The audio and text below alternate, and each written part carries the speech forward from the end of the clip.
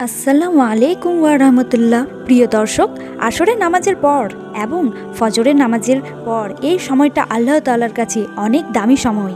এই সময়ের মধ্যে ছোট্ট মাত্র কয়েক মিনিটের এই আমলটি যদি আপনি করেন, তাহলে আপনার জন্য কত নিয়ামত, কতগুলো পুরস্কার রয়েছে আপনি জানলে অবাক হয়ে যাবেন। প্রিয় দর্শক, আল্লাহ তাআলা আমাদেরকে নিজেই এই ওয়াদাটি করেছেন। প্রিয় দর্শক, আজকের এই আমলটি যদি আপনি করেন, নাম্বার 1, আপনার উপর আল্লাহর রহমত নাজিল হবে। নাম্বার 2, ফেরেশতারা আপনার জন্য রহমতের দোয়া করবেন। নাম্বার 3, সব ধরনের অন্ধকার থেকে, দুঃখ থেকে, বিপদ থেকে, দরিদ্রতা থেকে, শত্রুর অনিষ্টতা থেকে, দুনিয়ার যত ধরনের ক্ষতি আসে সব ধরনের ক্ষতি থেকে আল্লাহ রব্বুল আলামিন আপনাকে বাঁচিয়ে রাখবে এবং আলোর পথ দেখাবেন। সুবহানাল্লাহ। নাম্বার 4, সবশেষে জান্নাতে আল্লাহর দিদার নসিব হবে, যেখানে সালাম আদান প্রদান করা হবে এবং আরও রয়েছে সম্মানজনক কিছু পুরস্কার। প্রিয় দর্শক, আজকের ভিডিওর মাধ্যমে কয়েক মিনিটের আমলটি গুরুত্বপূর্ণ একটি আমল এবং অত্যন্ত দামি আমল আমরা জেনে নেব। তাই প্রিয় দর্শক, আপনাদের কাছে আমার একটি অনুরোধ রইল, ভিডিওটি শেষ পর্যন্ত দেখবেন। প্রিয় দর্শক, দুনিয়া থেকে দিনের ফেরেশতা আসরের পরে চলে যায় এবং রাতের ফেরেশতা আসরের পরে আসে। রাতের ফেরেশতারা ফজরের পরে চলে যায় এবং দিনের ফেরেশতারা ফজরের পরে আসে। প্রতিদিন আমাদের জন্য দিনে 70,000 ফেরেশতা নাজিল হয় এবং রাতের 70,000 ফেরেশতা নাজিল হয়। যেই ফেরেশতারা আজকে আপনার জন্য ডিউটি করেছে, তারা আগে কখনো ডিউটি করেনি এবং কিয়ামত পর্যন্ত তারা আপনার জন্য আর কোনো দিন ডিউটি করবেও না। তাহলে প্রিয় দর্শক, একবার চিন্তা করুন, এই ফেরেশতারা কত বছর ধরে অপেক্ষায় ছিল আজকে আপনার এই ডিউটি করার জন্যে। এদেরকে বানানোর পরে আল্লাহ তাআলা যেন একটা করে চিরকুট লিখে দিয়েছেন যে এত সালের এত মাসের এত তারিখে তোমার ডিউটি। এই ডিউটির কাগজটা নিয়ে সে অপেক্ষায় ছিল হাজার হাজার বছর ধরে। আর আজকে যখন তার ডিউটির দিন এসেছে, তাহলে তারা কতই না খুশি হয়েছে একটু চিন্তা করে দেখুন। তারা খুশি এই কারণে যে এই দিনটির জন্যে তাদের বানানো হয়েছিল।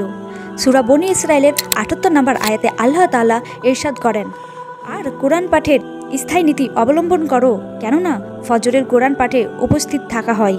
এই আয়াত সম্পর্কে রাসূলুল্লাহ সাল্লাল্লাহু আলাইহি ওয়াসাল্লাম ইরশাদ করেন, এই সময় রাতের ফেরেশতা এবং দিনের ফেরেশতারা উপস্থিত হয়। তিরমিজি শরীফের 3315 নম্বর হাদিস, বুখারী শরীফের 555 নম্বর হাদিসে এসেছে, যে ফেরেশতারা রাতে তোমাদের সাথে ছিল তারা আল্লাহর কাছে চলে যান, তখন আল্লাহ তাদেরকে জিজ্ঞাসা করেন, অথচ আল্লাহ তাআলা তাদের সম্পর্কে বেশি জ্ঞান রাখেন। আল্লাহ তাআলা তাদেরকে জিজ্ঞাসা করেন, তোমরা আমার বান্দাকে কী অবস্থায় রেখে এসেছো? ফেরেশতারা জবাবে বলেন, আমরা তাদের এই অবস্থায় রেখে এসেছি যে তারা সালাত আদায় করছে, এবং আমরা তাদের কাছে গিয়েছি এই অবস্থায় যে তারা সালাত আদায় করছে। এমনটি আত-তারগিব ওয়াত তারহিব এর 463 নং হাদিসে বর্ণনা রয়েছে। তখন ফেরেশতারা আল্লাহর কাছে ফরিয়াদ করেন, হে আল্লাহ, তুমি কিয়ামতের দিন তাদেরকে ক্ষমা করে দিও। সুবহানাল্লাহ। প্রিয় দর্শক, সেজন্য সকাল সন্ধ্যার সময় খুবই দামি সময়। বিশেষ করে ফজর ও আসরের নামাজ খুবই দামি। সূরা বাকারার 238 নং আয়াতে আল্লাহ তাআলা বলেন, সমস্ত নামাজের প্রতি যত্নবান হও, বিশেষ করে মধ্যবর্তী নামাজের ব্যাপারে, আর আল্লাহর সামনে একান্তর আদবের সাথে দাঁড়াও। অতএব ফজরের নামাজ এবং আসরের নামাজ জামাতের সাথে অবশ্যই পড়বেন। তারপর ফজরের পর বসে বসে কোরআন তেলাওয়াত করবেন, জিকির আজকার করবেন। যারা ফজরের পর ও আসরের পর জিকির করে, তাদের জন্য সূরাতুল আহজাবে 41 থেকে 42 নং আয়াতে কি কি সুসংবাদ দিয়েছেন জানলে অবাক হবেন।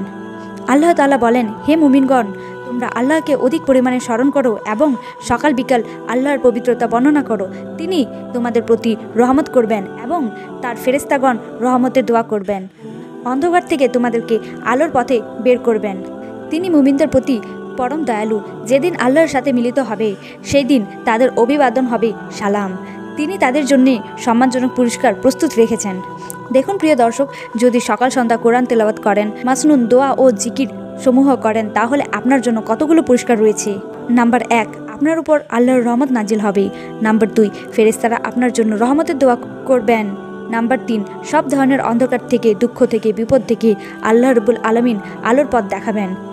নাম্বার 4, সবশেষে জান্নাতে আল্লাহর দিদার নসিব হবে, যেখানে সালাম আদান প্রদান করা হবে এবং আরও রয়েছে সম্মানজনক পুরস্কার। সুতরাং যত বেশি নেকি, যত বেশি জিকির আমল, যত বেশি কোরআন তেলাওয়াত আমল উপরে উঠবে, তত বেশি রহমত নাজিল হবে।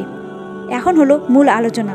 এখন আপনারা বলতে পারেন যে সকাল সন্ধ্যা কি জিকির করবেন, কি আমল করবেন, তা অনেকেই জানে না। তো চলুন আজকে এই ভিডিওর মাধ্যমে আমরা সেই আমলগুলি সংক্ষেপে জেনে নিই।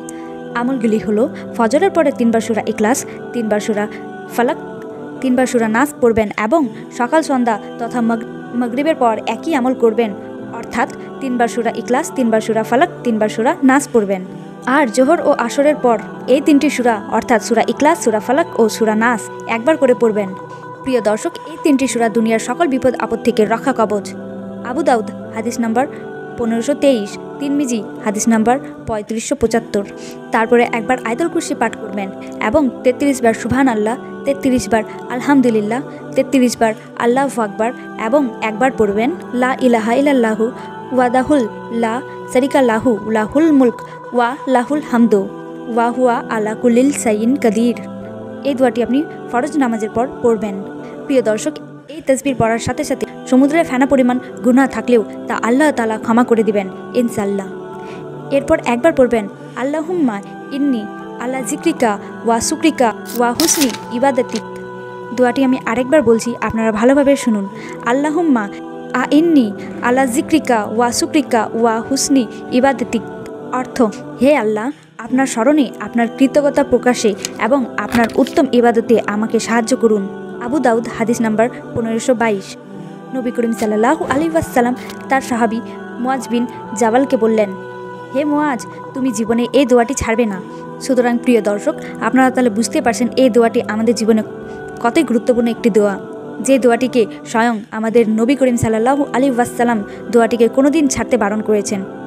এরপর ফজরের নামাজের পর 3 বার পড়বেন সুবহানাল্লাহি ওয়া বিহামদি আদাতা খালকিহি ওয়া রিজা নাফসিহি ওয়া জিনাতা আরশিহি ওয়া মিদাতা কালিমাতিহি। এই দোয়াটি আপনারা পড়বেন 3 বার। অর্থাৎ আল্লাহর প্রশংসা, তার পবিত্রতা ঘোষণা করে তার সৃষ্টির সংখ্যা পরিমাণ তার মর্জি অনুযায়ী, আরশের ওজন বরাবর তার বাণীর সমূহের সম্মান সংখ্যার প্রশংসা। মুসলিম শরীফ হাদিস নাম্বার 2726, তিরমিজি শরীফ হাদিস নাম্বার 3555। তারপর প্রিয় দর্শক, একবার সাইয়্যিদুল ইস্তিগফার পাঠ করবেন। ক্ষমা প্রার্থনার এই সাইয়্যিদুল ইস্তিগফারটি যদি কেউ সন্ধ্যাবেলা পড়ে আর ওই রাতে মারা যায়, অথবা সকালবেলা পরে ওই দিনে মারা যায়, তবে সে জান্নাতে প্রবেশ করবে। বুখারী শরীফ হাদিস নাম্বার 6323। সাইয়্যিদুল ইস্তিগফারটি হলো আল্লাহুম্মা আনতা রাব্বি লা ইলাহা ইল্লা আনতা খালাকতানি ওয়া আনা আবুদুকা ওয়া আনা আলা আহাদিকা ওয়া ওয়াদিকা মাস্তাতু আউযু বিকা মিন শাররি মা সানাতু আবু উলাকা বিনিমাতিকা আলাইয়া ওয়া আবু বিজাম্বি ফাগফিরলি ফা ইন্নাহু লা ইয়াগফিরুয যুনুবা ইল্লা আনতা। প্রিয় দর্শক, বাংলা উচ্চারণ সহ আমি সাইয়্যিদুল ইস্তিগফারটি স্ক্রিনে দিয়ে দিয়েছি, আপনারা সেখান থেকে পড়ে নিতে পারেন ইনশাআল্লাহ। এটি হলো সাইয়্যিদুল ইস্তিগফার, এটা আপনারা পাঠ করবেন।